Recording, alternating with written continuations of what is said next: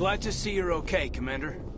Commander, I'm glad to see you're okay. Losing Jenkins was hard on the crew, and I'm glad we didn't lose you too. Things were pretty rough down there. Yeah, you never get used to seeing dead civilians. It doesn't seem right somehow. But at least you stopped Saren from wiping out the whole colony. I couldn't have done it without you. We're Marines. We stick together. And I'm just sorry that we lost Jenkins. Yeah, I wish I could have done something to save him. I was there. You did everything right. It was just bad luck. It's been a hell of a shakedown, Cruz. Our first mission ends with one Spectre killing another. The Citadel Council's not going to be happy about that. Probably use it to lever more concessions out of the Alliance. You've got a good grasp of the situation. You a career man? Yeah, a lot of biotics are. We're not restricted, but we sure don't go undocumented. May as well get a paycheck for it. Besides, my father served. I made him proud when I enlisted. Eventually. But is that why you're here? Because of your family? I was a regular Navy brat. I got a little more noteworthy than the folks expected. Oh, that's right, the Blitz. I imagine that bought you any post in the fleet. Word is we're heading for the Citadel, ma'am. Can you, tell me why? The captain hopes the ambassador can get an audience with the council. Tell them what Saren's been up to. Makes sense. They'd probably like to know he's not working for them anymore. Whatever happens, we'll be ready, Commander. Joker's waiting for you on the bridge.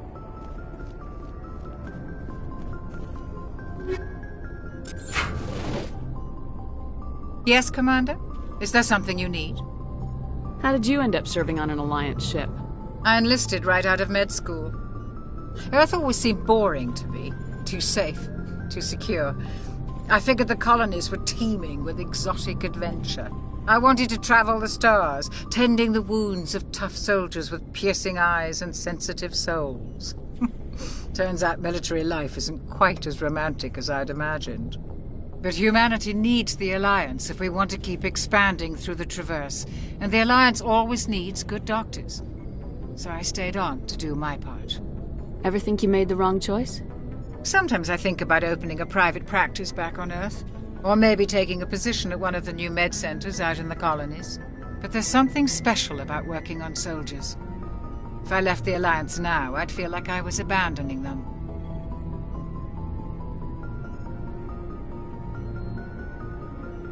What do you know about Captain Anderson? I've served with him for a few tours now. He knows when to let things slide and when to crack the whip. The crew knows he's seen pretty much anything they'll ever run into. And he cares about the people under his command.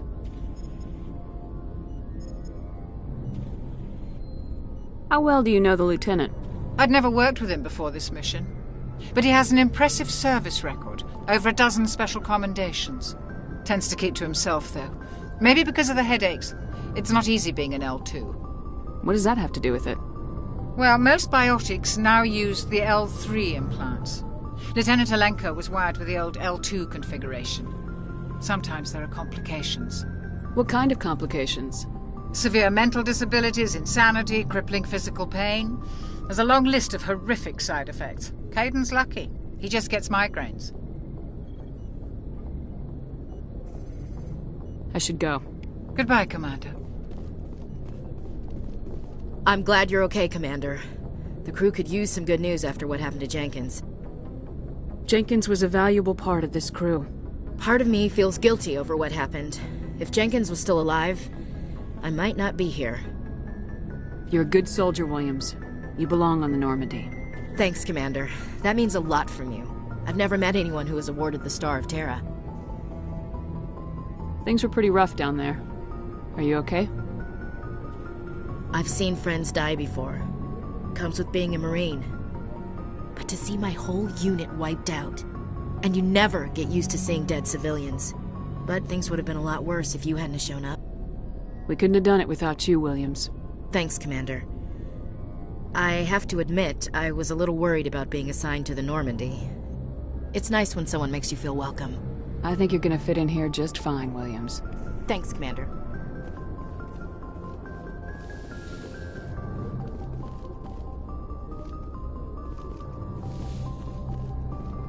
Go speak to Joker when you're ready.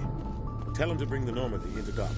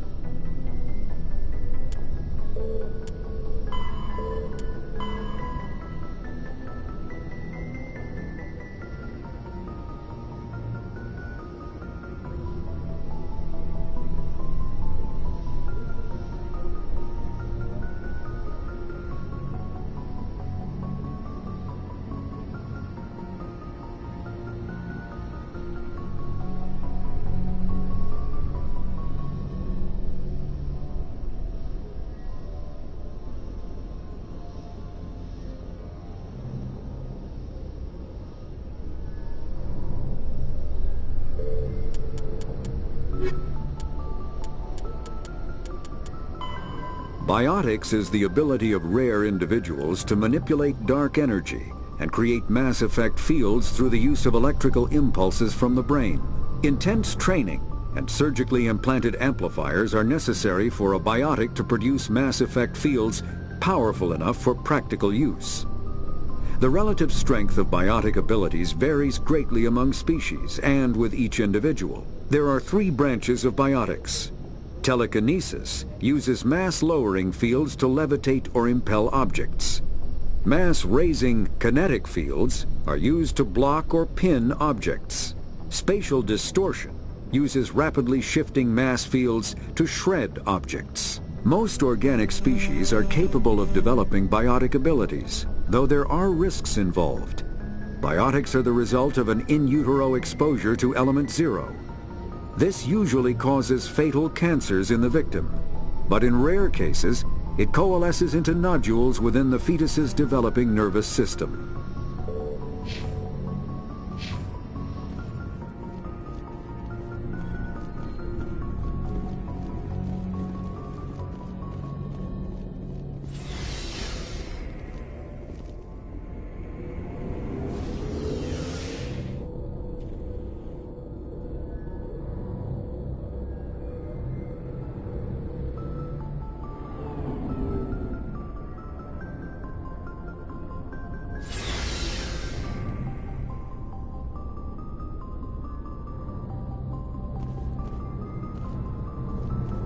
Hey, Commander.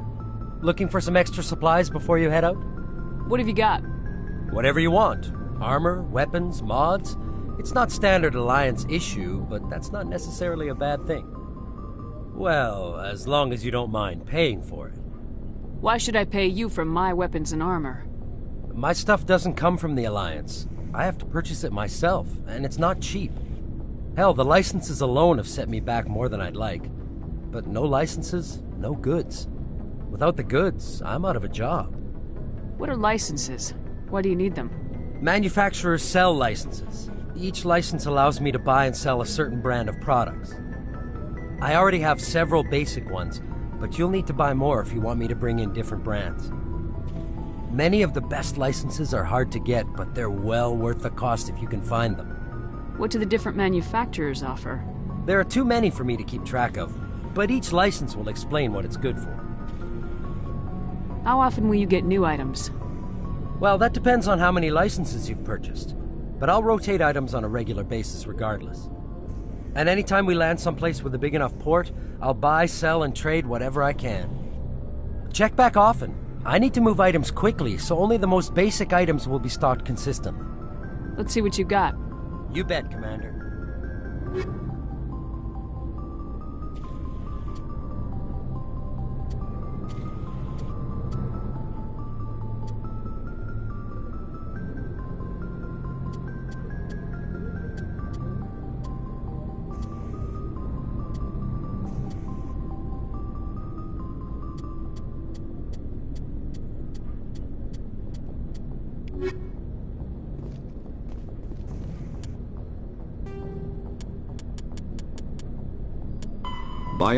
Omni tools are handheld devices that combine a computer microframe, sensor analysis pack, and manufacturing fabricator. Versatile and reliable, an Omni tool can be used to analyze and adjust the functionality of most standard equipment, including weapons and armor, from a distance. The fabrication module can rapidly assemble small three-dimensional objects from common reusable industrial plastics, ceramics, and light alloys. This allows for field repairs and modifications to most standard items, as well as the reuse of salvaged equipment. Omni tools are standard issue for soldiers and first-in colonists.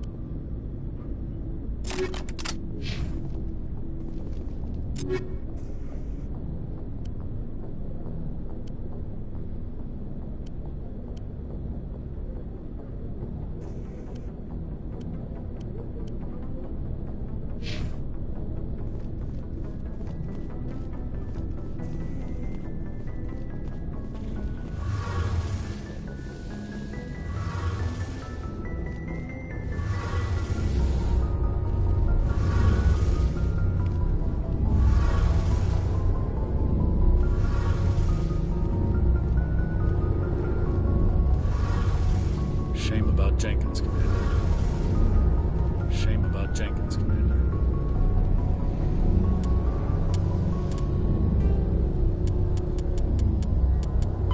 Biotic Element Zero can increase or decrease the mass of a volume of space-time when subjected to an electrical current. With a positive current, mass is increased. With a negative current, mass is decreased. The stronger the current, the greater the magnitude of the dark energy mass effect. In space, low-mass fields allow FTL travel and inexpensive surface-to-orbit transit. High-mass fields create artificial gravity and push space debris away from vessels. In manufacturing, low-mass fields permit the creation of evenly blended alloys, while high-mass compaction creates dense, sturdy construction materials. The military makes extensive use of mobility-enhancing technologies, with Mass Effect utilizing fighting vehicles standard frontline issue in most military forces. Mass Effect fields are also essential in the creation of kinetic barriers or shields to protect against enemy fire.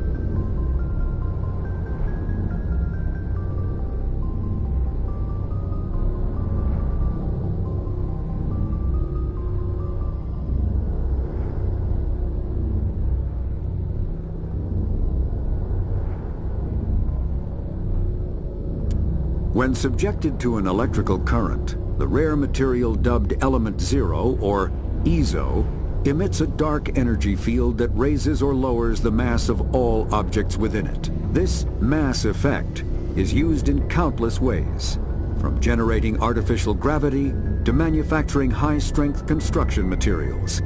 It is most prominently used to enable faster-than-light space travel.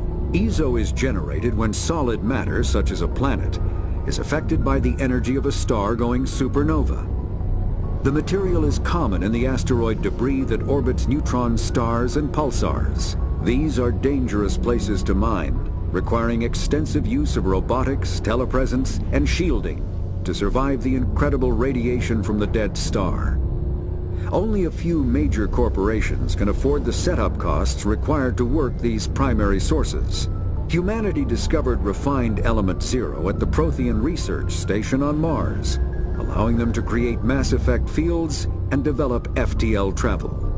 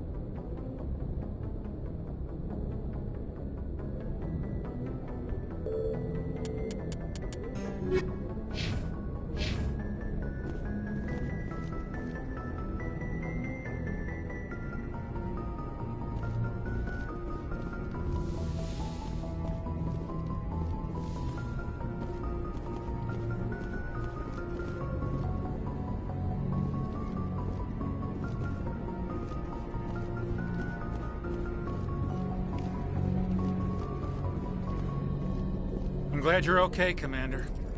Losing Jenkins was hard enough on the crew.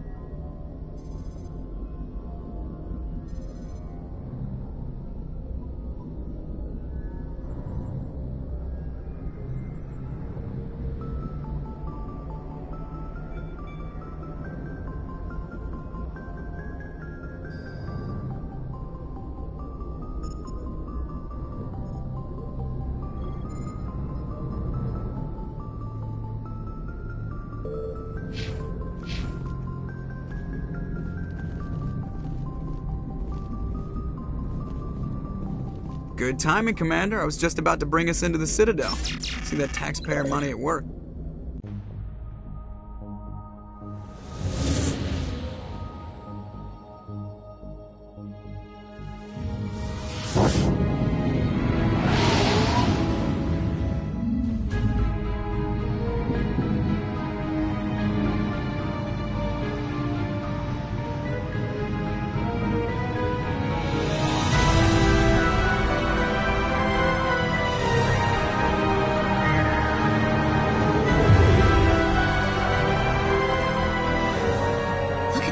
Of that ship. The Ascension, flagship of the Citadel fleet. Well, size isn't everything. Why so touchy, Joker? I'm just saying you need firepower, too. Look at that monster. Its main gun could rip through the barriers in any ship in the Alliance fleet. Good thing it's on our side, then. Citadel Control, this is SSV Normandy, requesting permission to land. Stand by for clearance, Normandy. Clearance granted. You may begin your approach. Transferring you to an Alliance operator. Roger, Alliance Tower. Normandy out. Normandy, this is Alliance Tower. Please proceed to Dock 422.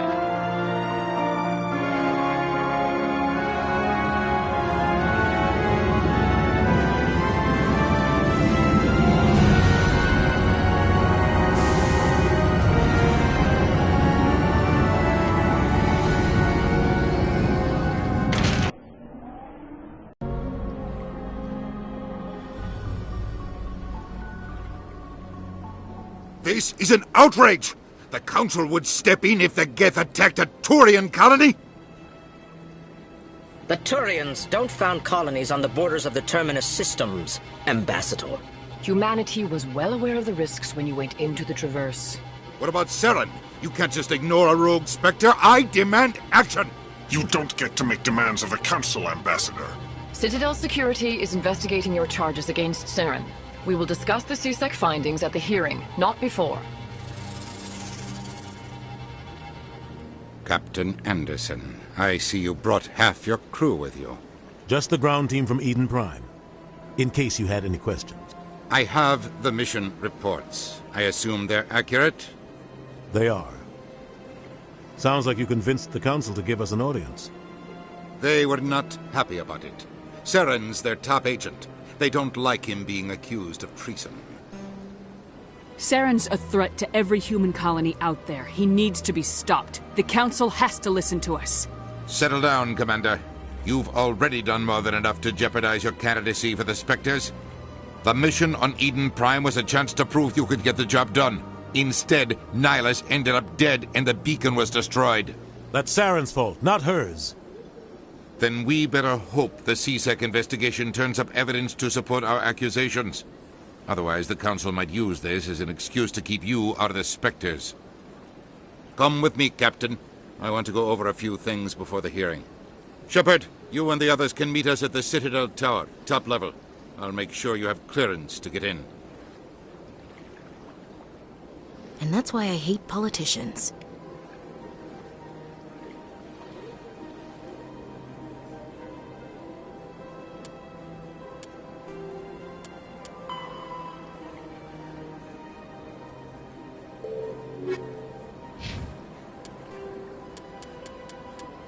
The Citadel. The Citadel is an ancient deep space station, presumably constructed by the Protheans. Since the Prothean extinction, numerous species have come to call the Citadel home. It serves as the political, cultural, and financial capital of the galactic community. To represent their interests, most species maintain embassies on the Presidium, the Citadel's inner ring. The Citadel Tower in the center of the Presidium holds the Citadel Council chambers. Council affairs often have far-reaching effects on the rest of the galactic community. 5 arms, known as the wards, extend from the Presidium. Their inner surfaces have been built into cities, populated by millions of inhabitants from across the galaxy. The Citadel is virtually indestructible. If attacked, the station can close its arms to form a solid, impregnable shell. For as long as the station has existed, an enigmatic race called the Keepers has maintained it. The Council is an executive committee composed of representatives from the Asari Republics, the Turian Hierarchy, and the Solarian Union. Though they have no official power over the independent governments of other species, the Council's decisions carry great weight throughout the galaxy. No single Council race is strong enough to defy the other two, and all have a vested interest in compromise and cooperation. Each of the Council species has general characteristics associated with the various aspects of governing the galaxy. The Asari are typically seen as diplomats and mediators. The Solarians gather intelligence and information. The Turians provide the bulk of the military and peacekeeping forces. Any species granted an embassy on the Citadel is considered an associate member, bound by the accords of the Citadel Conventions. Associate members may bring issues to the attention of the Council, though they have no input on the decision. The Human Systems Alliance became an associate member of the Citadel in 2165.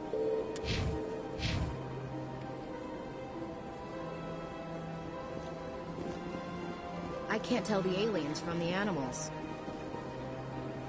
Big place.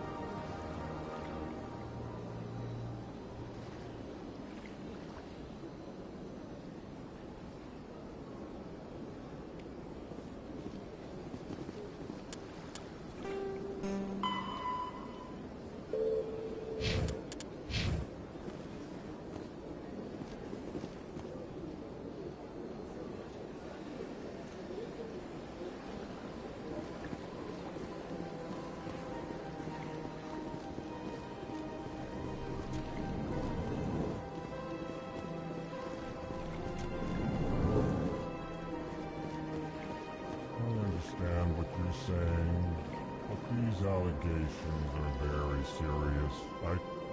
This is serious. My reputation is at stake. I spoke with the consort in confidence, and her alone, and she betrayed that confidence. All right. I will look into it for you. In the meantime, do not do anything rash.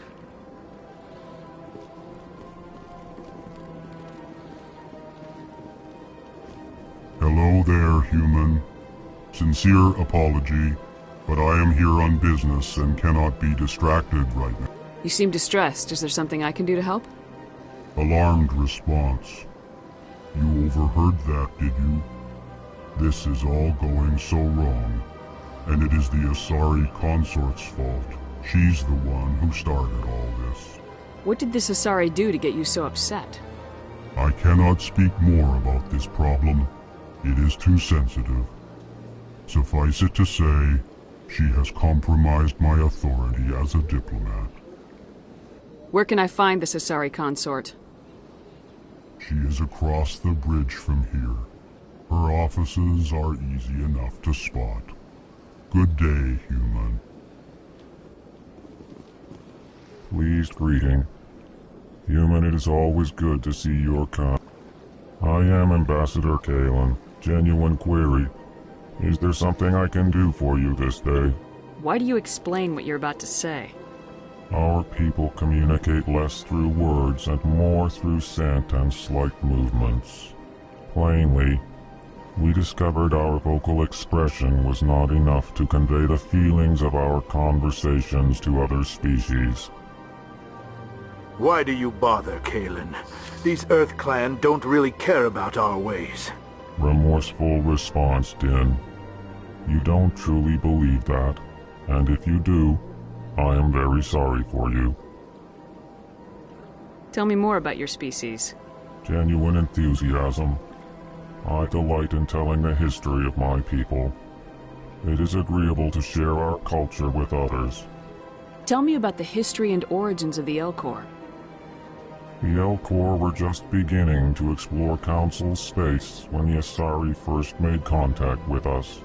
With their help, we discovered the relay closest to our system, and from there the Citadel. Proudly, within one lifetime we established a regular route to the Citadel, and quickly became one of the more active species living on this great station. I'd like to know more about the culture of the Elcor. Frankly, we Elcor prefer the safety and familiarity of our own colonies to the confines of space travel. Our society is built on small, tight-knit groups.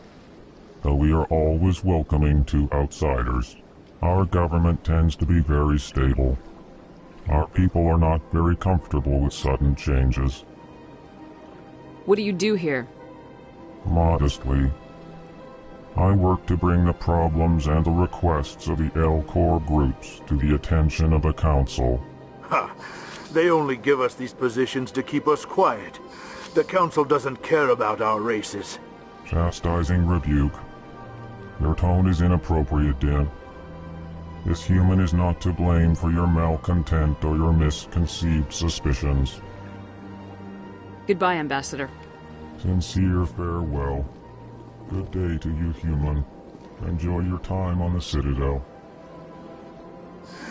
EarthClan, you are in the wrong place, I think. Your ambassador is next door in the large office. Chastising remark. Don't be so rude, Din. At least introduce yourself. I am Din Korlak, Volus Ambassador. Is there something I can do for you, EarthClan? What is this place?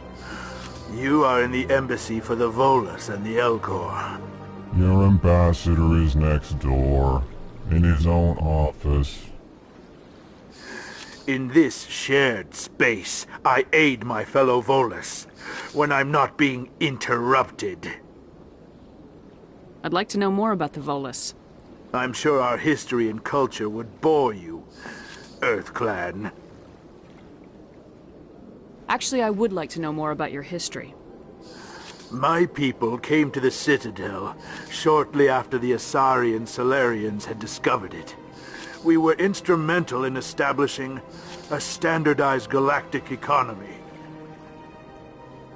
However, despite our long association with the Citadel and our many contributions to galactic society, we still do not hold a seat on the Council.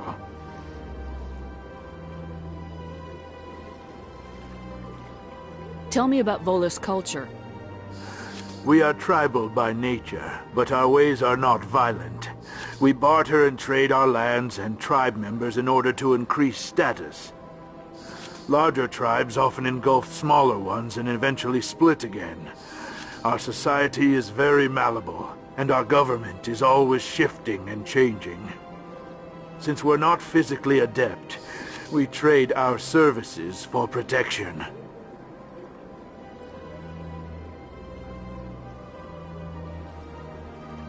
What is it you do here?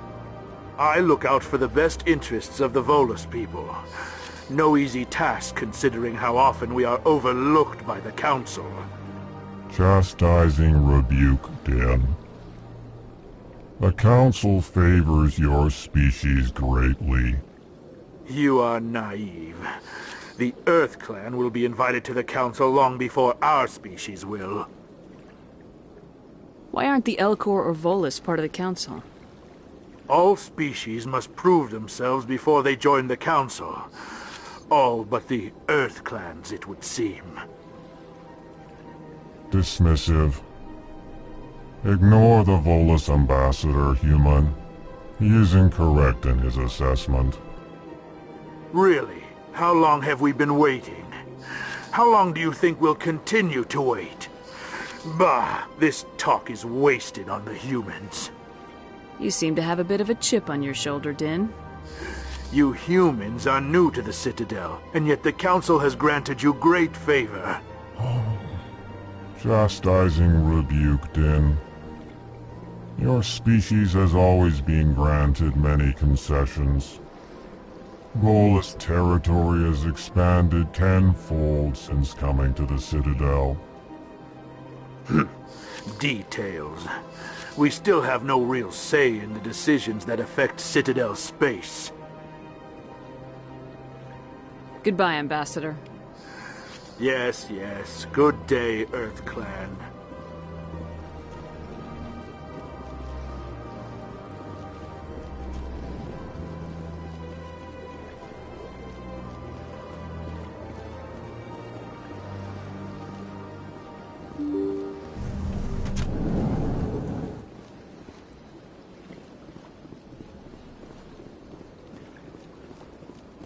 Good day, Commander. The human ambassador is up the stairs, first room on the right.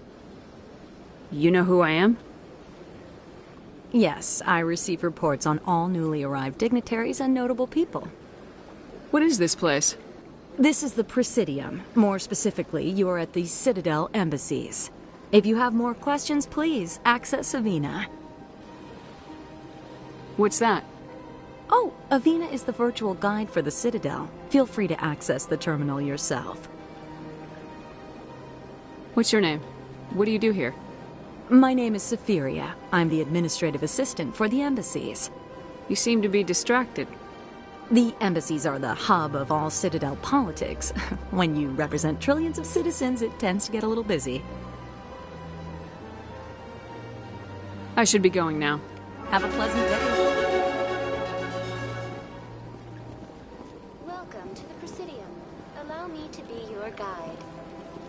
Greetings and welcome to the Presidium. My name is Avina, and I am pleased to be your virtual guide throughout this level of the Citadel space station. So are you a person or a program? I am a fully interactive virtual intelligence, programmed to provide spontaneous guidance at predetermined locations of interest throughout this level of the Citadel. I may also be contacted through any of the Presidium VI terminals, should you require assistance. Give me the tour. You are standing at Presidium Tourism Terminal 1. On either side of this lobby are the embassies of the various Citadel races, along with CSEC headquarters. On the far end of this level, you can see the Citadel Tower, where the Council meets regularly to discuss matters of interstellar importance. I want to know more about Citadel security. Citadel security serves as law enforcement for all regions of the Citadel, though the majority of officers serve in the wards. Executor Palin, a Turian, is the current head of CSEC, but individuals from virtually every species across Citadel space serve as officers beneath him. If you wish to learn more, Executor Palin's office is located in the CSEC headquarters just across the lobby. Tell me about the embassies. Each species in Citadel space important enough to be consulted on matters of galactic politics maintains an embassy on the Presidium.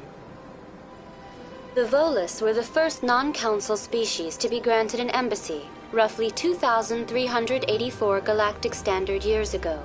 As Citadel space has expanded, more embassies have been added. The most recently added embassy belongs to your own species, humanity.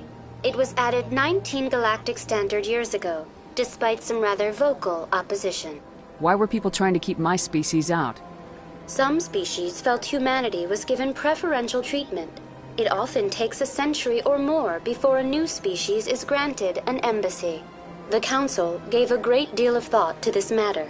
In the end, they decided humanity's impact on Citadel space was significant enough to warrant an embassy. Do you agree with their decision? I am not programmed to make that kind of qualified judgment. My code is limited to information and simple interaction simulations.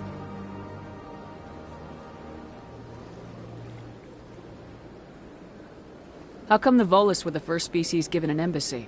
In the early years following the formation of the Council, the Volus were, apart from the Asari and Solarians, the most populous and widespread species in Citadel space.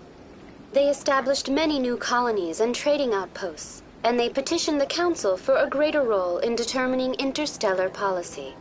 In recognition of their work to expand interstellar trade and establish a standardized galactic economy, the Volus were granted an embassy here on the Citadel. Why weren't they made a council race? The council races have extensive responsibilities. They must provide personnel and ships for the Citadel fleets. They often provide economic aid in times of disaster. It would be unfair to demand such an enormous burden of a species unable to meet these obligations. The embassies allow lesser species to have a voice on the Citadel. That's pretty damn arrogant. I apologize if my personality has offended you. Please submit all formal complaints in writing to the Citadel Tourist and Visitor Board.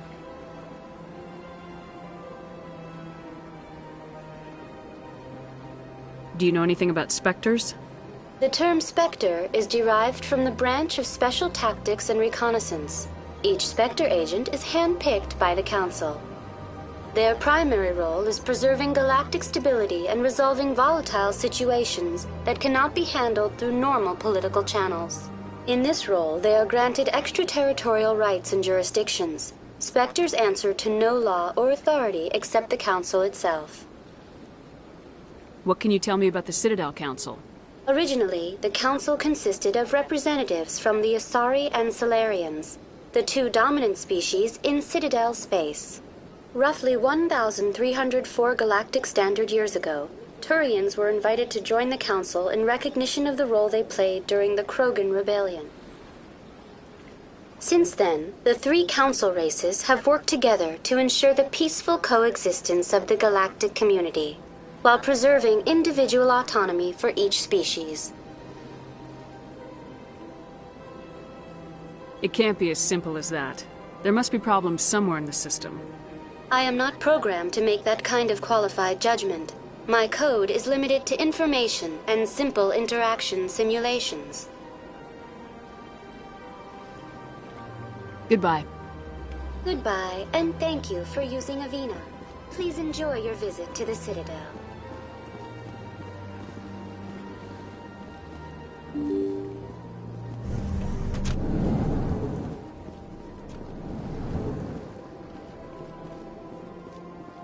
I can't believe I landed a job here. This place is fantastic.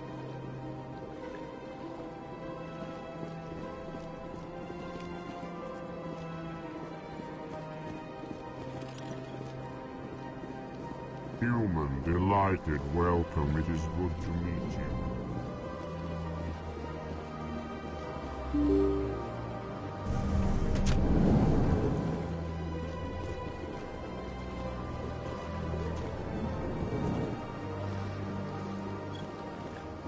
Commander Shepard, I didn't expect to see you here.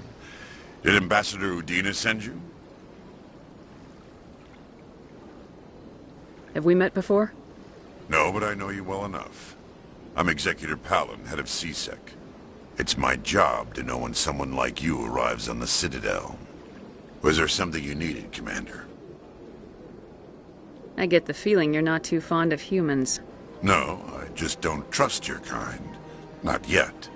You humans are eager to take all the power you can get, and you're being given a lot. If the Council wants to make humanity their new favorite pet, that's their business.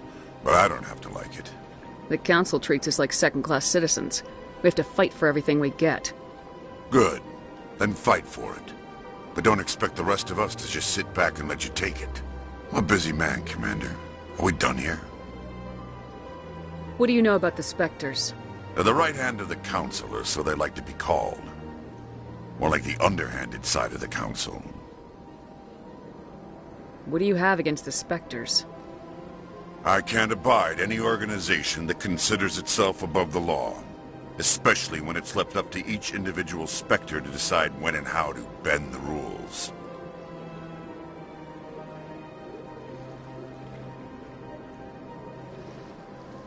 Sometimes you have to bend the law to keep people safe. I've been with CSEC for 30 years. I've never had to break the law to do my job, not once. Yeah, right. You expect us to believe none of your officers are corrupt? There are over 200,000 CSEC agents. Some of them are going to be bad. But we don't turn a blind eye to corruption like the Spectres do. We do our best to find and punish any officer who breaks the law. Spectres? They'll never come under that kind of scrutiny. The galaxy needs people like that. People who do the dirty jobs. I agree. But they need to be held to a higher standard. They need to be accountable. Saren's out of control. We both know that. But because he's a Spectre, the Council doesn't want to do anything about it. Is that the kind of person this galaxy needs? But not all Spectres are like Saren. True, but the potential is always there.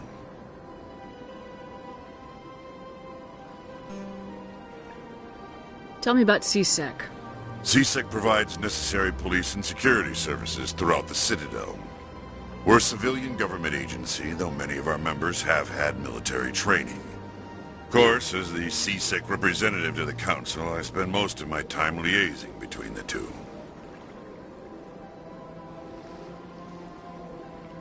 Tell me about your investigation into Saren. Sorry, Commander. I don't make a habit of giving out details about ongoing investigations.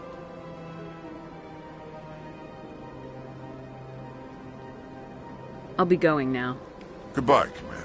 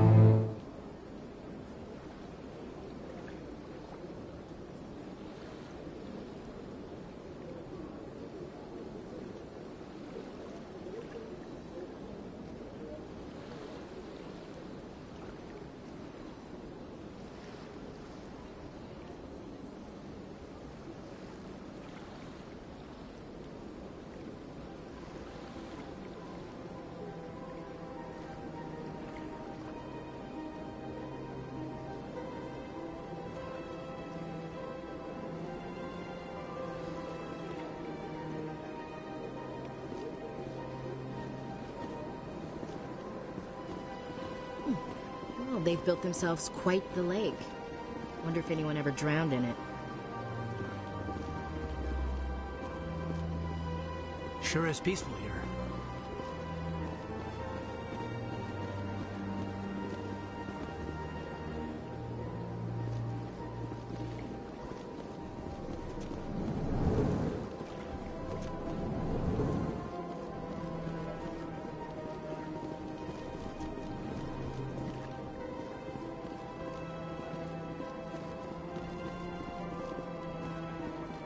This place is a little too perfect. They're hiding something.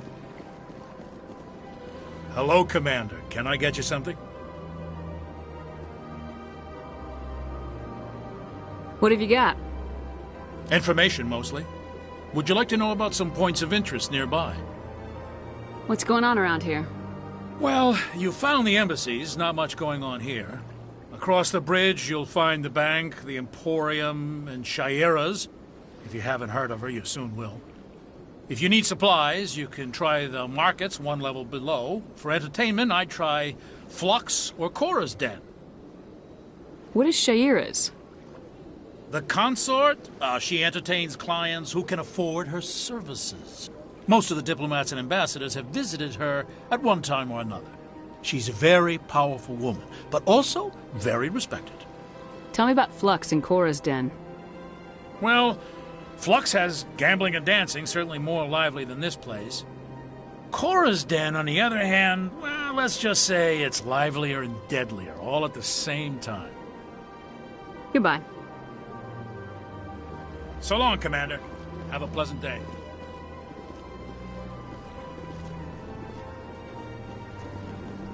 I don't have time to talk now. I'm very busy.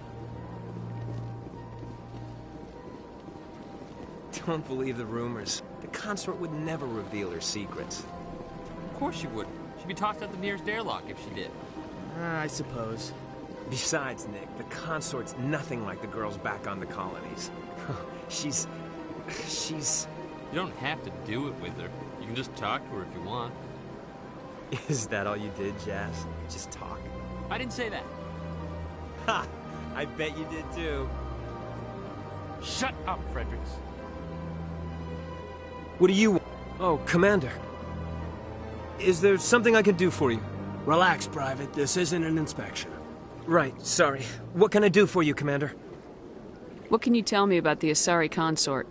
Well, she's an Asari who works here as That is, she helps people with things. You never went to see her, did you, Fredericks? No, I never did. I couldn't afford it.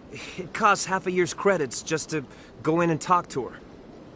Can you at least tell me where I can find her? Sure. She's across the bridge from the embassies. Thanks, kid. Have fun. Try not to get into too much trouble. I will. Have fun, that is.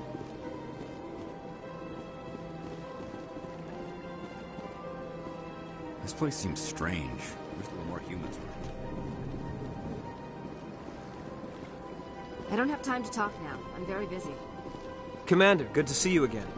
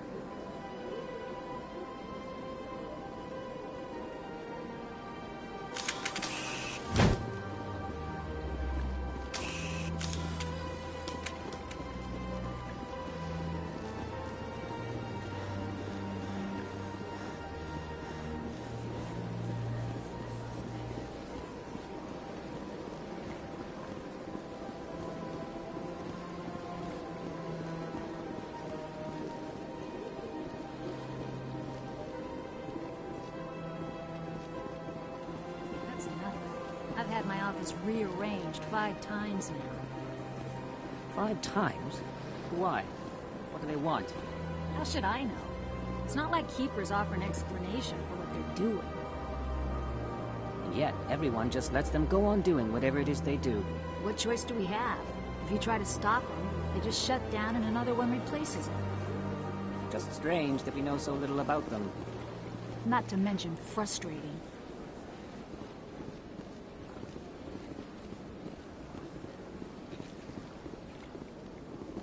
Welcome. I am Naylina. I don't recognize you as one of our expected clients today. Would you like me to see when the consort will be able to meet with you? Can't I just go in? I'm afraid not. Yeah, you must understand there are many who seek the consort services. But if you wish to leave your name, she'll make every effort to meet with you. Commander Shepard, with the Alliance Navy. Excellent. You should hear something in, 3 or 4 months. Nobody's worth that much of a wait. Well, that's not for me to judge. I have your name and you'll be contacted. Is there anything else? What is the consort? What does she do? It's difficult to explain. She's many things to many people and something different for each. Some seek her for advice, some for entertainment, others still for pleasure. Most of the time, our clients won't realize what they were seeking until after she has provided it for them. You make her sound like some kind of oracle. No, not in the usual sense. She's merely a woman with remarkable compassion and a generous spirit. I suggest you make an appointment and see for yourself. What do you do here, Naylina? I'm one of the consort's acolytes. Many of the people here today will not see the consort, but they expect to be attended to just the same. It's our job to ensure that they leave contented.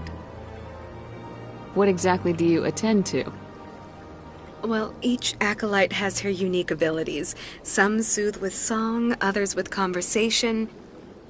As much as possible, we seek to match the needs of our clients to the skills of our acolytes. My specialty is touch. My fingertips can find every tension point in your body and relieve it. I'd like to try out your services. Excellent. I'll add you to our client list. We should be able to see you in 3 or 4 months. Nobody's worth that much of a wait. Well, that's not for me to judge. I have your name and you'll be What do you do? It's our job. I think I'm done here. Oh, well, I hope you'll return. Nelina. Yes, Shaira? Send the commander up to see me. I wish to speak with her. Yes, of course, mistress.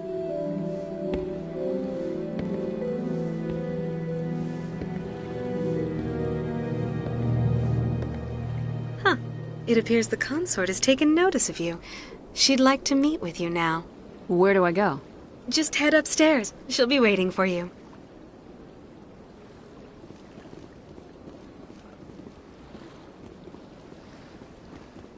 I see even the humans find the consort irresistible. Welcome. It is a pleasure to see you. This is my first time. I can't believe I didn't come sooner.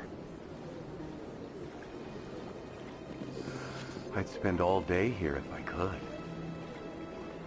Please, relax and enjoy. Isn't this place... Human military? This is my first time. Welcome. It is a pleasure to see you. You're with the Alliance? My brother's a private back on Earth. The consort is a wonderful person. She has quite a gift. You're with the Alliance? My brother's a private back on Earth.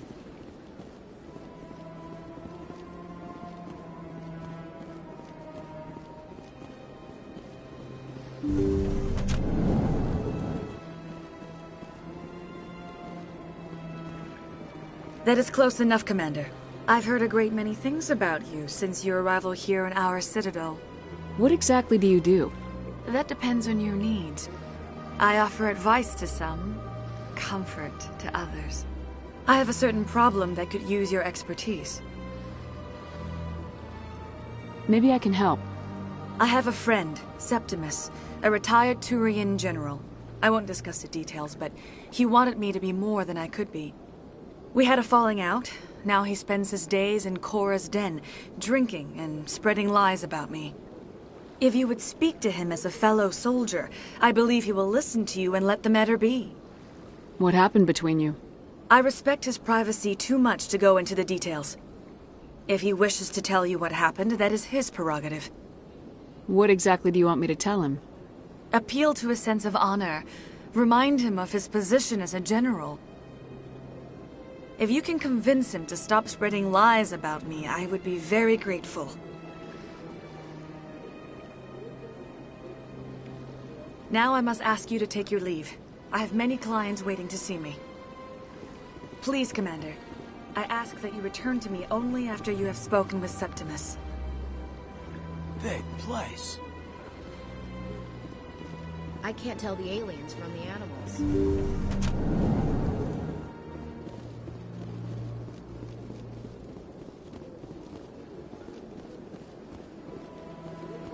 Take a seat if you like.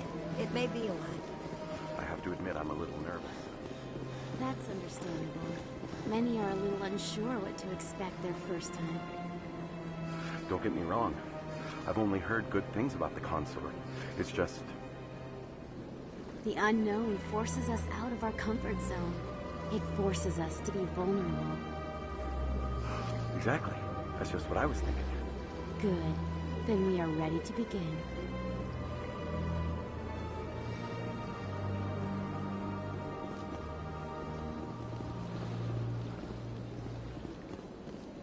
Few are ever asked to aid Shaira. It's quite an honor. What do you know about the General? He's been seeing the consort for longer than I can remember. Then one day, he stormed out of here furious. He hasn't been back since. He was always very respectful to the acolytes, very noble. I think I'm done here. Of course. Come back anytime.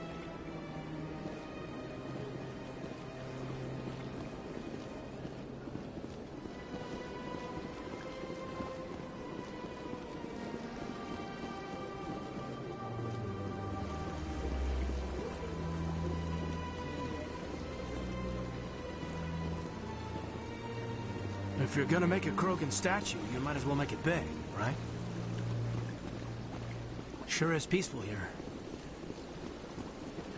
Welcome to Presidium Tourism Terminal 3. Here in the financial district, a number of businesses offer various goods and services to their exclusive clientele.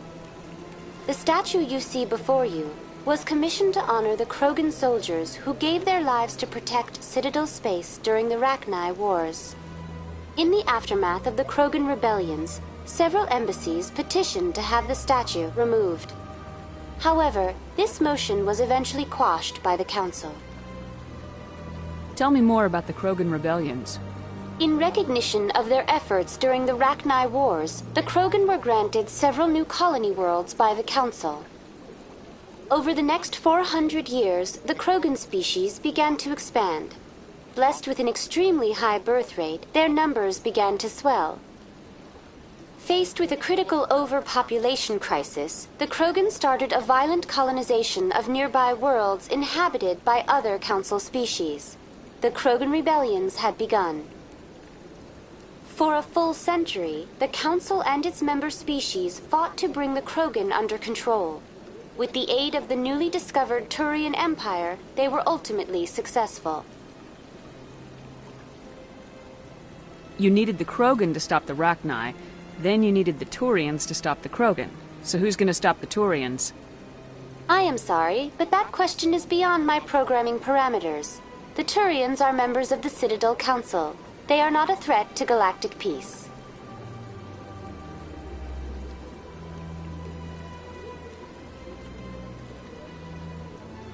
Why did the Council fight so hard to keep the statue?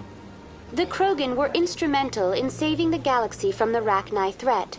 The Council believed this historical fact should not be forgotten. The Council also hoped that preserving the memorial would improve diplomatic relations with the Krogan and bring about a peaceful resolution to the rebellions. Unfortunately, the Krogan refused to negotiate and only surrendered after their population and homeworlds had been ravaged by the Turians. Sounds like they got what they deserved. I am sorry, but a value judgment of that nature goes beyond my programming. What were the Rachni Wars? Nearly 2,200 years ago, explorers seeking to expand Citadel space opened up mass relays leading to systems controlled by the Rachni. A highly intelligent and aggressive insect race, the Rachni unleashed a war of conquest against the rest of the galaxy that lasted for nearly 3 centuries.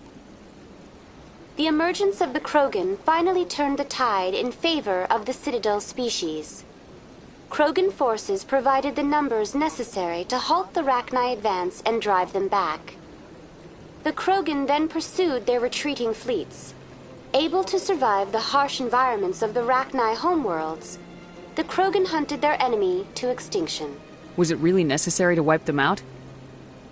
I am sorry, but a value judgment of that nature goes beyond my programming. That's all for now. Thank you for using Avina. Have a pleasant day.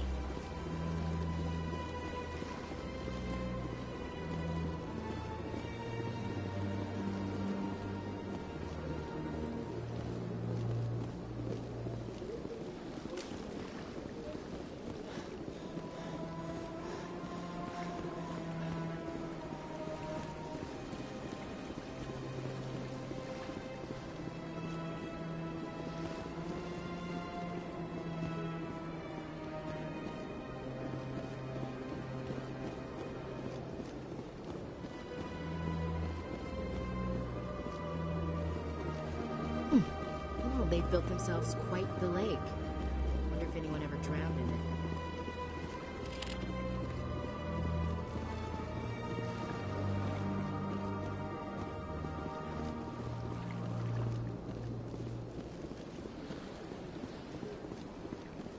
Ah, human. This one is greatly pleased to see you here in my decadent emporium.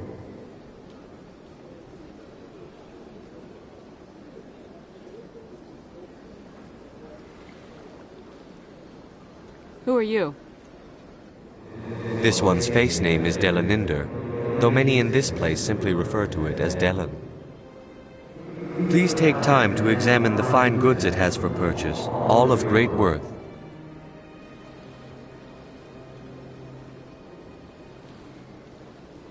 Show me your items. Oh, this one is pleased to do so, human. You will not be disappointed.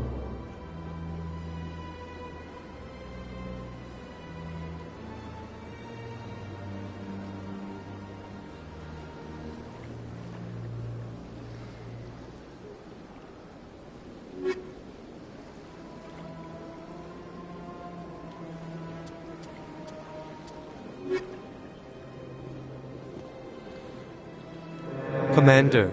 Show me your items.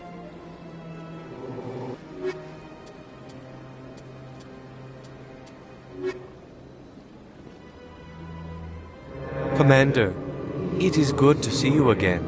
Who are you? Please I think I'll be going. Return soon. This one receives new shipments regularly. Commander, it is good to see you again. Why do you refer to yourself as this one and it? For the same reason that humans are so inquisitive. It is part of our culture. Specifically, Hanar only refer to themselves in the first person with family or intimates. And we rarely do so with other species. It is just our way. What exactly do you sell? Only the finest and most luxurious items that credits can buy. This one is able to procure almost any item the human would desire, for a price, naturally.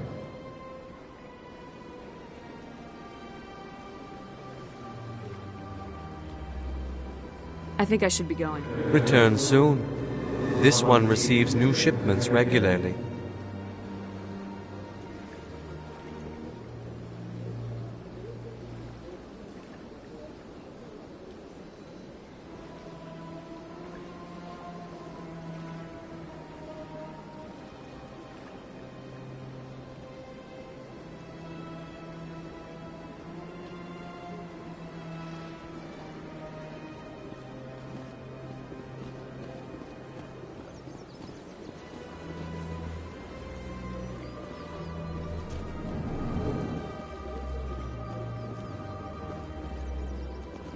What's this? One of the Earth Clan. Ah, a very famous one, yes? You are the one called Shepard. It is a great honor to welcome the heroes of the Blitz.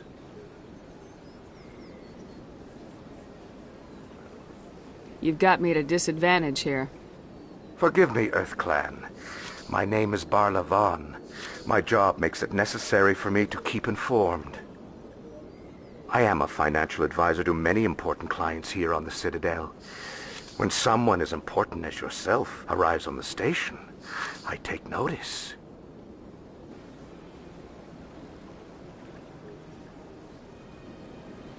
Tell me more about your job. Galactic finance is incredibly complex. A mix of laws and regulations from dozens of interstellar economies. I'm an expert in how all these economies interact. For a fee, I share my expertise.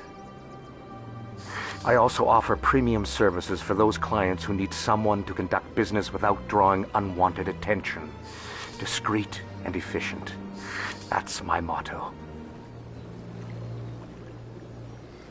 Sounds pretty shady.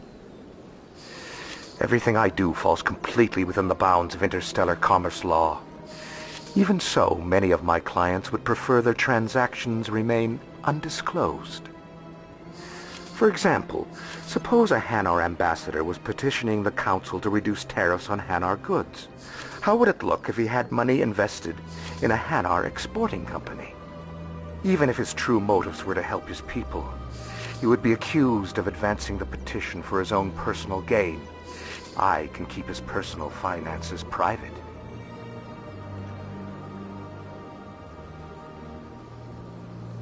Still sounds shady to me. Then we can only hope he will never be cursed with a large enough fortune to require my services. What's it like living here on the Citadel?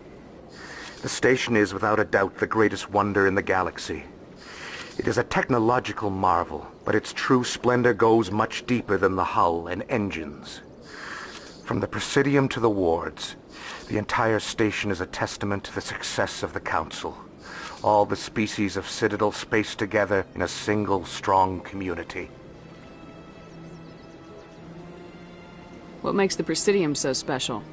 It is the political center of Citadel space. 80% of all intelligent species in the known galaxy acknowledge the Council's authority on interstellar matters. But only the most powerful and influential species have embassies here on the Presidium. This level of the station is reserved for the elite, Shepard. People like us. What are the wards like? The cultural heart of the galaxy. They pulse with the lifeblood of millions of citizens from dozens of different species. You never know what you'll find out in the wards, Commander. It's always full of surprises. Fortunately, most of them are pleasant. I should go. Goodbye, Commander.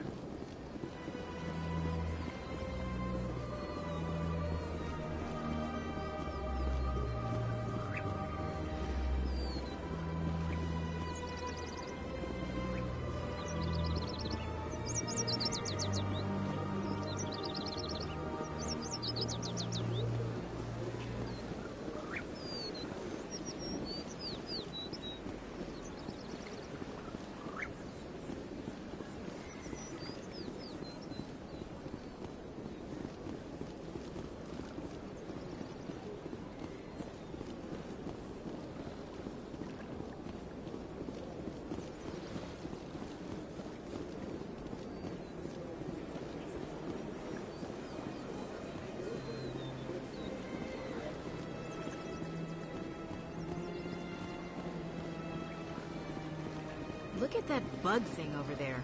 What's it doing? Please do not disturb the Keepers. Please do not disturb the Keepers.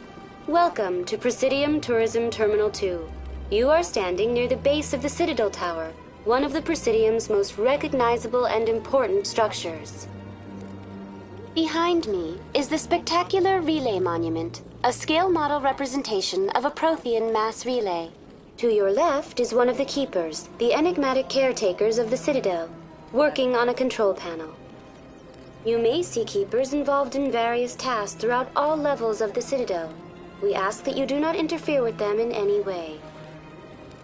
The Keepers are essential to the smooth operation of the Citadel.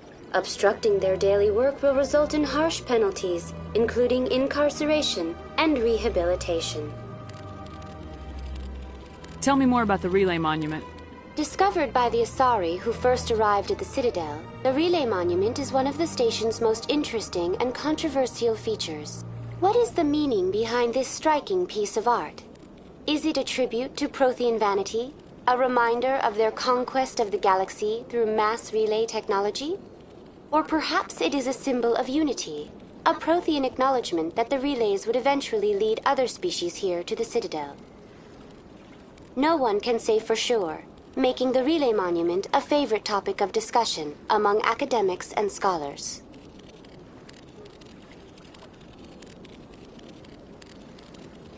Tell me about the Citadel Tower. Housing both the Council chambers and Citadel control, the tower is one of the most important buildings on the station. Access to these areas is restricted to those with the appropriate clearance.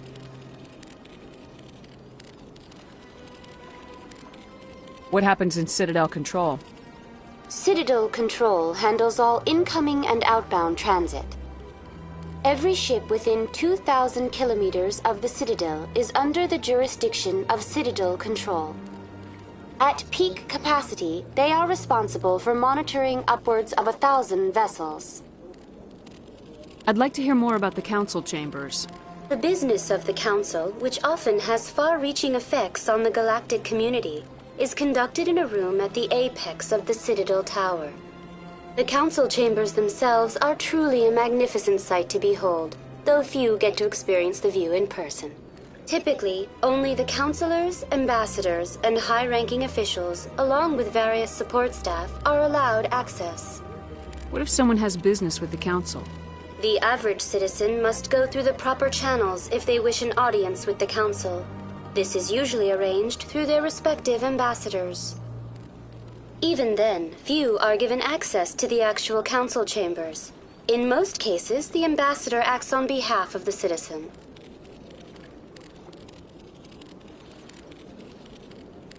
I'm scheduled to have an audience with the council. Only a handful of visitors to the Citadel are ever granted that privilege. I would be jealous, but that is outside the scope of my programming.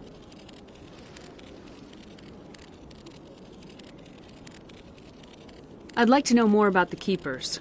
Little is known about these peaceful servants of the Citadel, though they are essential to the operation and maintenance of the entire station. Citadel regulations protect the Keepers against interference during the performance of their tasks. Failure to comply will result in harsh penalties. Keepers can be seen in all sections of the Citadel, but are typically found in and around the tower. Any particular reason there are so many Keepers in this area? The Keepers do not communicate with other species. It is assumed, however, that the tower houses the Citadel's primary control systems. Many of the station's systems, such as navigation and life support, function automatically. It is believed the Keepers operate those systems from inside the tower's inaccessible core. The Keepers also make frequent appearances in the council chamber itself, though they appear to be just passing through on their way to some other destination. That's all for now. Thank you for using Avina. Have a pleasant day.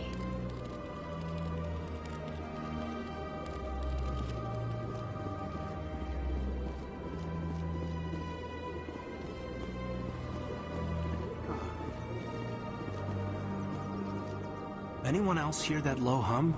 Sounds like it's coming from that statue. Makes my teeth tingle.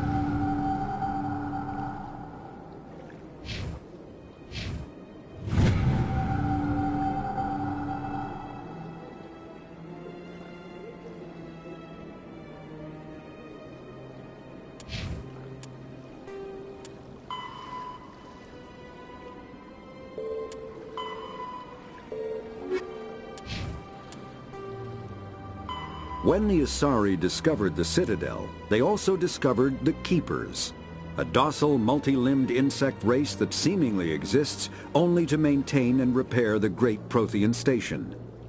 Early attempts to communicate with or study the Keepers were failures, and it is now illegal to interfere with or impede Keeper activity.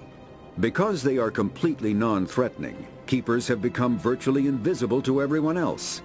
Similarly, they seem indifferent to other species, except for their tendency to help new arrivals integrate themselves into the Citadel. No matter how many Keepers die due to old age, violence, or accident, they maintain a constant number. No one has discovered the source of new Keepers, but some hypothesize they are genetic constructs, biological androids created somewhere deep in the inaccessible core of the Citadel itself. The Elcor are a Citadel species native to the high-gravity world Dakuna. They are massive creatures, standing on 4 muscular legs for increased stability. Elcor move slowly, an evolved response to an environment where a fall can be lethal. This has colored their psychology, making them deliberate and conservative. Elcor's speech is ponderous and monotone. Among themselves, scent, slight movements, and sub-vocalized infrasound convey shades of meaning that make a human smile seem as subtle as a fireworks display. Since their subtlety can lead to misunderstandings with other species, the Elcor often go out of their way to clarify when they are being sarcastic, amused, or angry. Dakuna's high gravity impedes mountain formation. Most of the world consists of flat, open plains, which prehistoric Elcor wandered across in small family bands. Modern Elcor still prefer open sky, and can become restless and uncomfortable on long starship journeys. The Hanar are a Citadel species known for excessive politeness. They speak with scrupulous precision and take offense at improper language. Hanar that expect to deal with other species take special courses to help them unlearn their tendency to take offense at improper speech. All Hanar have 2 names. The face name is known to the world. The soul name is kept for use among close friends and relations.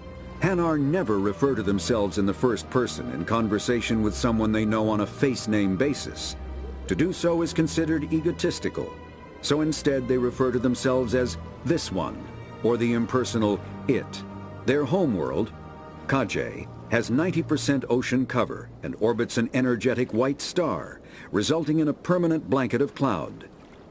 Due to the presence of Prothean ruins on the world, many Hanar worship them, and Hanar myths often speak of an elder race that civilized them by teaching them language.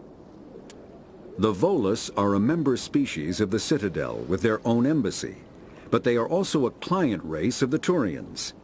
Centuries ago, they were voluntarily absorbed into the hierarchy, effectively trading their mercantile prowess for Turian military protection. Erun, their homeworld, lies far beyond the normal life zone of its star. However, the world has a high-pressure greenhouse atmosphere that traps enough heat to support an ammonia-based biochemistry. As a result, the Volus must wear pressure suits and breathers when dealing with other species, as conventional nitrogen-oxygen air mixtures are poisonous to them, and in the low-pressure atmospheres tolerable to most species, their flesh will actually split open. Volus culture is tribal, bartering lands and even people to gain status. This culture of exchange inclines them to economic pursuits. It was the Volus who authored the Unified Banking Act, and they continue to monitor and balance the Citadel economy.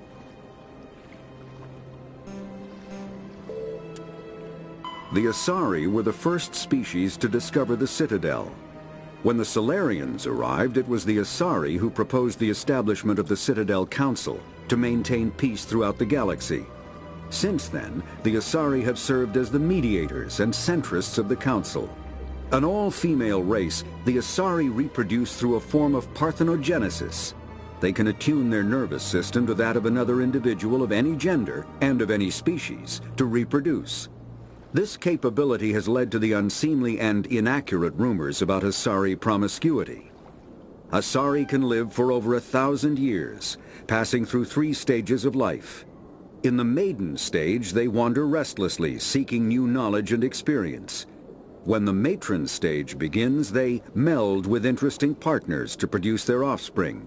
This ends when they reach the matriarch stage, where they assume the roles of leaders and counselors. Roughly 1,200 years ago, the Turians were invited to join the Citadel Council to fulfill the role of galactic peacekeepers. The Turians have the largest fleet in Citadel space, and they make up the single largest portion of the Council's military forces. As their territory and influence has spread, the Turians have come to rely on the Solarians for military intelligence and the Asari for diplomacy. Despite a somewhat colonial attitude towards the rest of the galaxy, the ruling hierarchy understands they would lose more than they would gain if the other two races were ever removed. Turians come from an autocratic society that values discipline and possesses a strong sense of personal and collective honor. There is lingering animosity between Turians and humans over the first contact. 50,000 years ago, the Protheans were the only spacefaring species in the galaxy. They vanished in a swift galactic extinction. Only the legacy of their empire remains. They are believed to have built the mass relays and the Citadel, which have allowed numerous species to explore and expand throughout the galaxy. Prothean ruins are found on worlds across the galaxy. While surprisingly intact for their age, functioning examples of Prothean paleotechnology are rare. Time and generations of looters have picked their dead cities and derelict stations clean. Some believe the Protheans meddled in the evolution of younger races. The Hanar homeworld of Kaje, for example, shows clear evidence of former Prothean occupation. The presence of a former Prothean observation post on Mars has caused a rebirth of interventionary evolutionists among humans. These individuals believe the god myths of ancient civilizations are misremembered encounters with aliens. Though now extinct, the Rachni once threatened every species in Citadel space. Over 2,000 years ago, explorers foolishly opened a mass relay to a previously unknown system and encountered something never seen before or since, a species of spacefaring insects guided by a hive mind intelligence. Unfortunately, the Rachni were not peaceful, and the galaxy was plunged into a series of conflicts known as the Rachni Wars.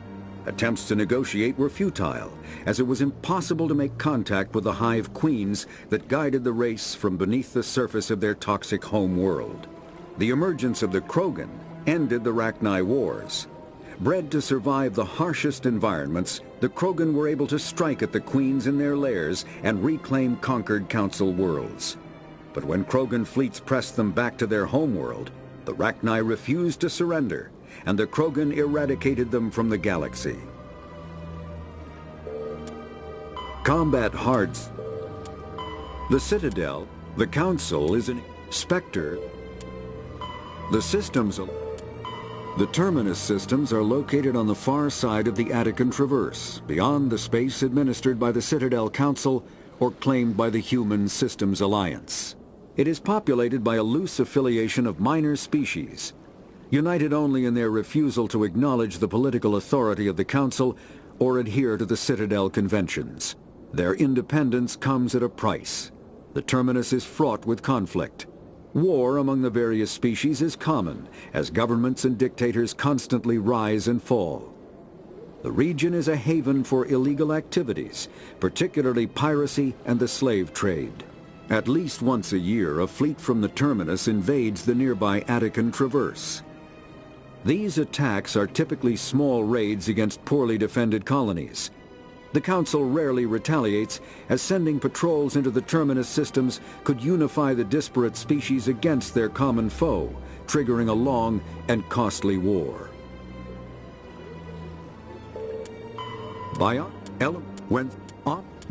A virtual intelligence is an advanced form of user interface software. VIs use a variety of methods to simulate natural conversation, including an audio interface and an avatar personality to interact with. Although a VI can provide a convincing emulation of sentience, they are not self-aware, nor can they learn or take independent action. VIs are used as operating systems on commercial and home computers. Minimal VI agents are also available. Agents are compact and specialized. Some serve as personal secretaries, filtering calls and scheduling meetings based on user-defined priorities. Others are advanced search engines, propagating themselves across the extranet to collate user-requested data. Commercial VIs in a variety of stock personalities are available at any software retailer. Boutique firms and hobbyists also build unique VIs to personal specification. Although software emulation of living personalities is illegal, reconstructions of famous historical figures are common.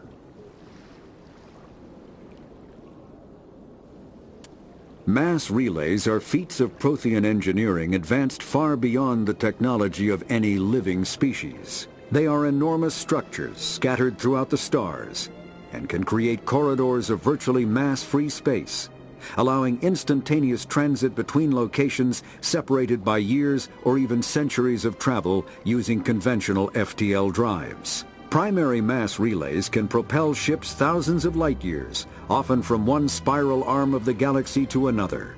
However, they have fixed one-to-one connections. A primary relay connects to one other primary relay and nowhere else. Secondary relays can only propel ships across a few hundred light years. However, they are omnidirectional. A secondary relay can send a ship to any other relay within its limited range.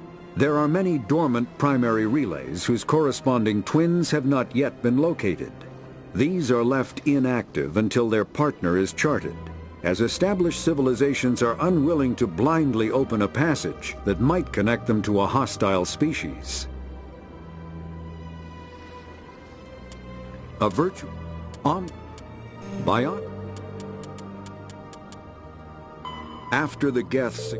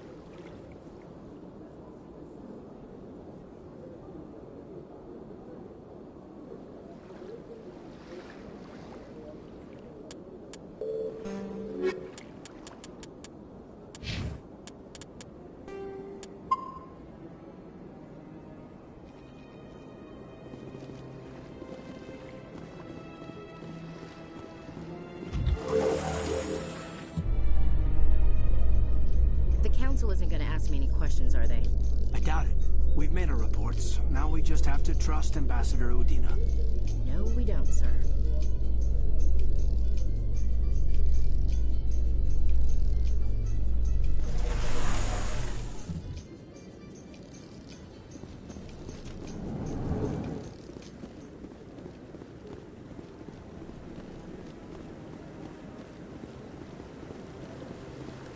Saren's hiding something. Give me more time. Stall them. Stall the Council? Don't be ridiculous. Your investigation is over, Garrus.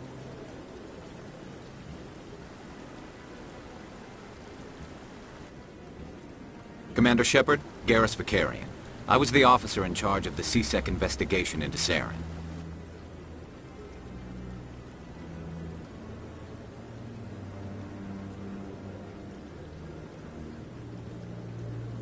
Sounds like you really want to bring him down. I don't trust him. Something about him rubs me the wrong way. But he's a Spectre. Everything he touches is classified. I can't find any hard evidence. I think the Council's ready for us, Commander. Good luck, Shepard. Maybe they'll listen to you. You don't want to keep the Council waiting.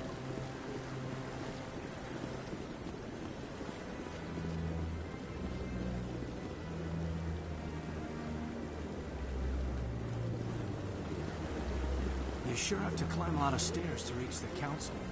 I think that's supposed to be symbolic of their importance. What are those cherry trees? You don't want to keep the Council waiting.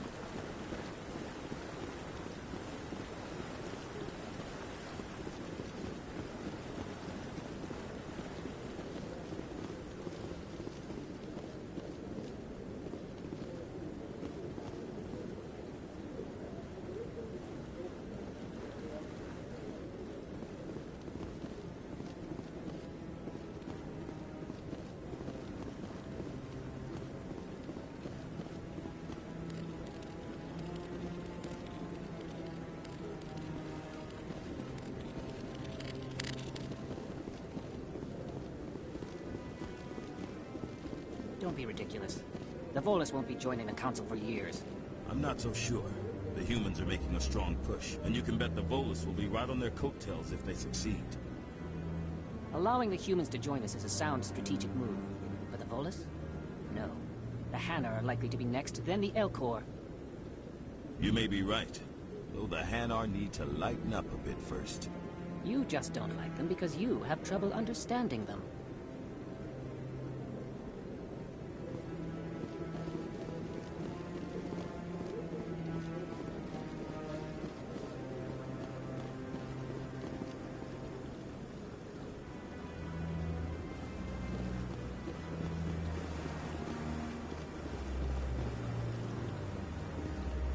I bet all these staircases aren't just for show.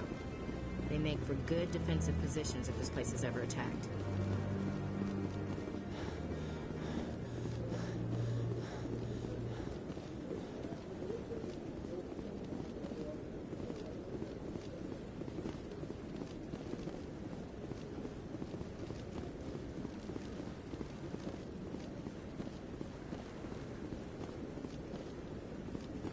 No, I'm waiting to speak with one of the Councilor's assistants.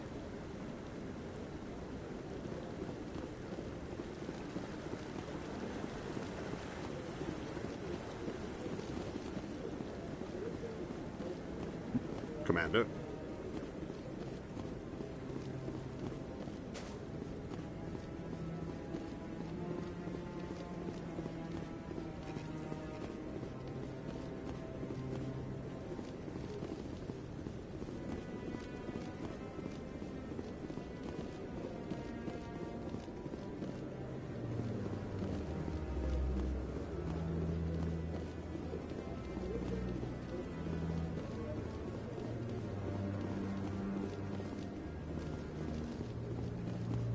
The hearing's already started. Come on.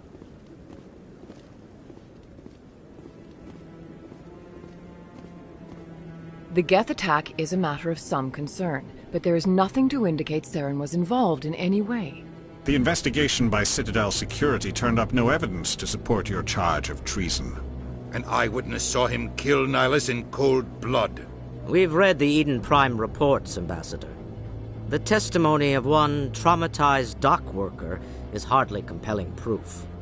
I resent these accusations. Nihilus was a fellow Spectre and a friend. That just let you catch him off guard. Captain Anderson, you always seem to be involved when humanity makes false charges against me. And this must be your protege, Commander Shepard, the one who let the beacon get destroyed. The mission to Eden Prime was top secret. The only way you could know about the beacon was if you were there. With Nihilus gone, his files passed on to me. I read the Eden Prime report. I was unimpressed. But what can you expect from a human?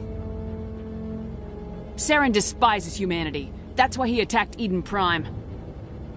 Your species needs to learn its place, Shepard. You're not ready to join the Council.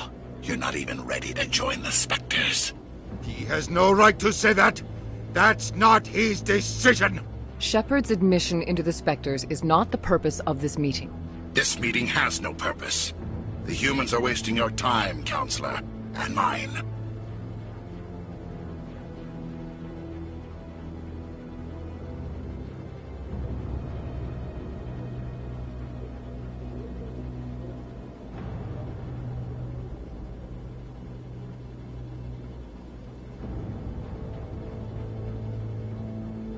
Saren's hiding behind his position as a Spectre. You need to open your eyes.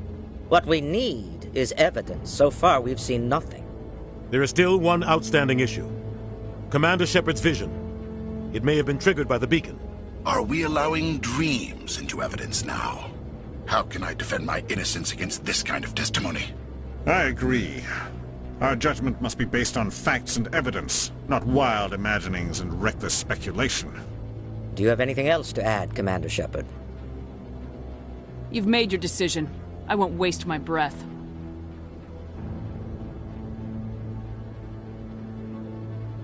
The Council has found no evidence of any connection between Saren and the Geth. Ambassador, your petition to have him disbarred from the Spectres is denied. I'm glad to see justice was served. This meeting is adjourned.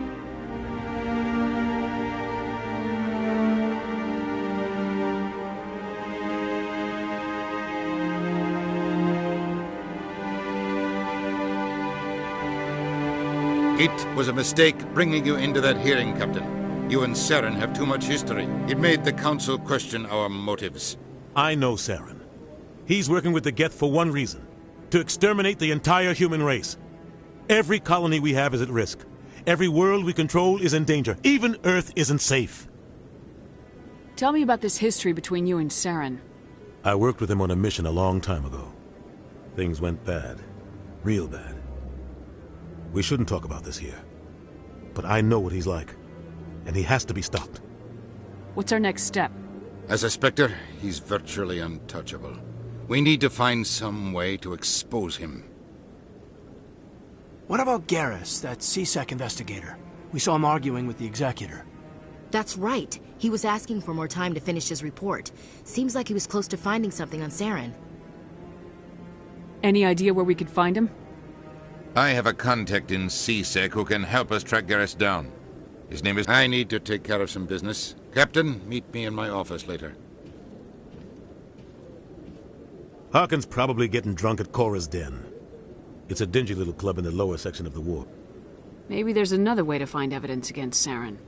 You should talk to Barla Vaughn over in the financial district. Rumor has it he's an agent for the Shadow Broker. The Shadow Broker? An information dealer. Buys and sells secrets to the highest bidder. I've heard Barla Vaughn's one of the top representatives. He might know something about Saren, but his information won't come cheap. You and Saren have a history. What happened? About 20 years ago, I was part of a mission in the Skillian Verge. I was working with Saren to find and remove a known terrorist threat. Saren eliminated his target, but a lot of people died along the way, innocent people. And the official records just covered it all up. But I saw how he operates. No conscience. No hesitation. He'd kill 1,000 innocent civilians to end a war without a second thought. Killing innocents doesn't end wars. It causes them. I know how the world works, Commander. Sometimes you're forced to make unpleasant decisions. But only if there's no other way. Saren doesn't even look for another option. He's twisted, broken. He likes the violence, the killing. And he knows how to cover his tracks. Sometimes 1,000 people must die so 1,000,000 can live. But only if there's no other way. Saren doesn't even look for another option. He's twisted, broken. He likes the violence, the killing. And he knows how to cover his tracks. Our ambassador doesn't seem to get along with the Council. He's just frustrated. The Council's always preaching that we need to be part of the galactic community. But for them, it's a one-way street. They want us to expand and settle unstable regions like the Skillian Verge and the Attican Traverse. But when we run into trouble, they don't want to help us out. Everyone knows it's only a matter of time until we get a seat on the Council. The ambassador just thinks it should happen sooner rather than later. And I agree. Maybe they'd let us join the Council if we were more willing to cooperate with the other species. Of course they would. If we did everything they told us to, they'd love to have us on the Council. But it wouldn't be much of a deal for us. I understand their side. They don't want us dominating the Council. It's founded on cooperation and alliances. But we have to look out for our own interests, too. You don't think much of Harkin. The guy joined CSEC about 20 years ago. He's been an embarrassment to our species ever since. Roughing up suspects in custody, bribery accusations, alcohol and drug use. The embassy used to step in when he got in trouble. But I guess enough was enough.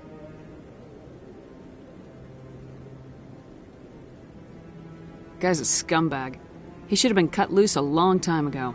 He was one of the first human CSEC officers. Guess it would have looked bad if he got fired. A lot of backroom deals were worked out over the years to keep him on the force. Politics is a dirty business sometimes, but it looks like his time's run out. We've got enough humans in CSEC now to stop protecting him. I thought this embassy was supposed to help humans. Harkin may be human, but he's also an ass. He's had more than his share of chances. If the embassy wasn't protecting him, he would have been fired 15 years ago. CSEC is better off without him. I want to know more about the Spectres. They're not your typical government agency. They tend to work alone, behind the scenes. They take care of problems the Council can't. It's not easy preserving peace across an entire galaxy. The Council prefers to use diplomacy and negotiation. But sometimes more extreme measures are needed. How do they decide who becomes a Spectre? You can't just apply to join. There's no training program. Spectres aren't made. They're born. The Council's always looking for exceptional individuals. People who can get the job done, like you. They've been watching you for years. They see something in you. They want you on their side. Nihilus was supposed to give them a final recommendation, but with him gone, things are still up in the air. What's their command structure like? There is no command structure. Each Spectre answers directly to the Council. Sometimes they're sent on specific missions. Other times, they act on their own. They tend to operate outside the law, do whatever it takes to accomplish their goals. The Council just turns a blind eye. Spectres have a lot of power, Shepard. They sound like shadow operatives. Everything about them is classified. We don't even know how many there are. The latest Alliance estimate puts their numbers under 100. But the Council couldn't do its job without them. They're the Citadel's top agents, the last line of defense, the final option before open war. The entire galaxy respects and fears them.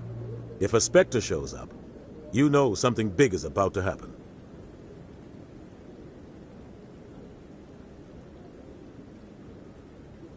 What happens when a Spectre goes rogue, like Saren? It doesn't happen often. The Council is careful when they select their candidates. But when something does go wrong, there's usually only one solution. Send another Spectre to bring the rogue agent down.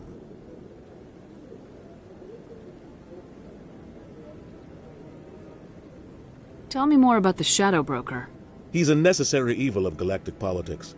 Buying and selling information is a part of the game. And the Shadow Broker just happens to be the best player on the field. Always sells to the highest bidder. Doesn't get involved in politics, doesn't pick sides.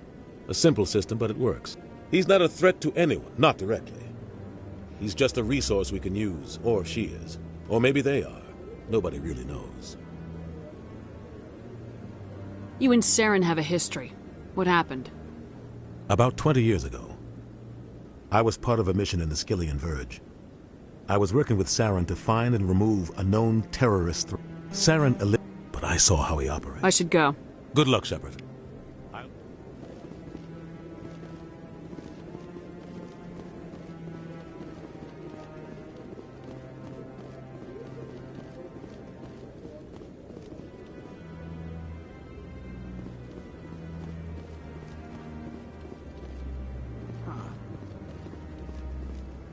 What are those, cherry trees?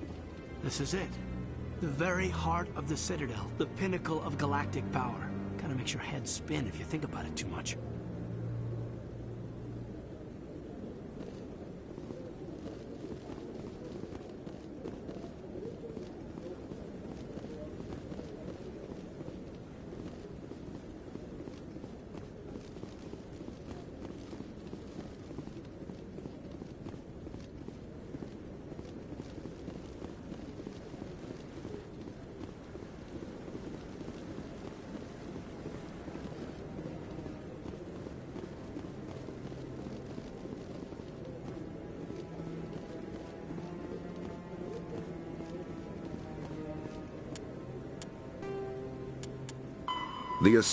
The second species to join the Citadel, the Solarians are warm-blooded amphibians with a hyperactive metabolism. Solarians think fast, talk fast, and move fast. To Solarians, other species seem sluggish and dull-witted. Unfortunately, their metabolic speed leaves them with a relatively short lifespan. Solarians over the age of 40 are a rarity. The Solarians were responsible for advancing the development of the primitive Krogan species to use as soldiers during the Rachni Wars. They were also behind the creation of the genophage bioweapon the Turians used to quell the Krogan rebellions several centuries later. Solarians are known for their observational capability and non-linear thinking. This manifests as an aptitude for research and espionage. They are constantly experimenting and inventing, and it is generally accepted that they always know more than they are letting on.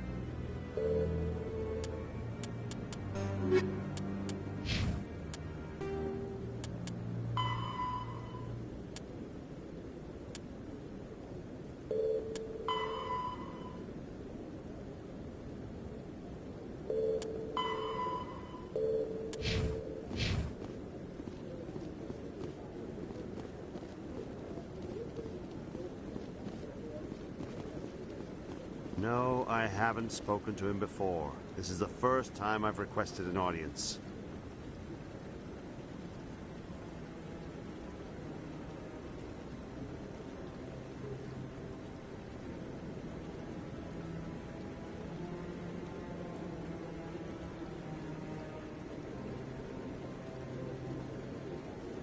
Commander?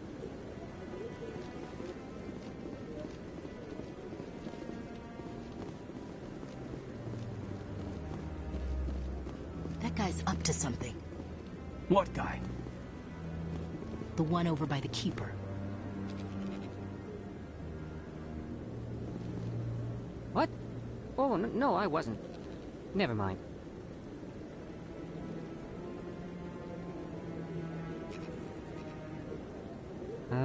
Yes, is there something you want?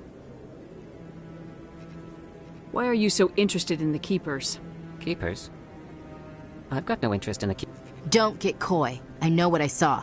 I'm not so sure I should be talking to you about this.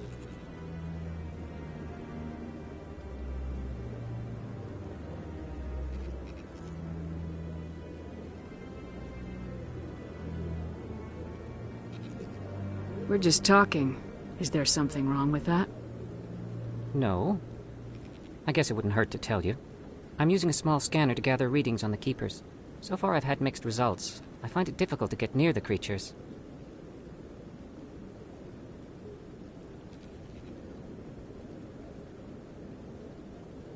Why were you being so secretive about it, though?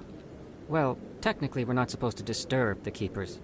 I don't really think my scanning disturbs them, but the authorities might disagree. I'd like to do it more openly, but it's not really worth getting arrested over.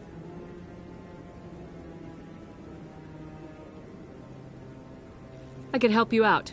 I'm not worried about the authorities. I don't even know who you are. I'm Commander Shepard with the Alliance military. Well, I suppose I could use the help. You'll need this. It's the scanning device I developed. Activate it each time you see a Keeper. All collected data will automatically upload to my database. I'll even send a few credits your way for each unique scan. What are you doing with the data once you've scanned it? Trying to learn whatever I can about the Keepers. We see them working everywhere, yet we know so little about them. I'm a scientist. I want to know what makes them tick. I should get going then. Yes, I have much work myself. So long, and good luck with the scanning.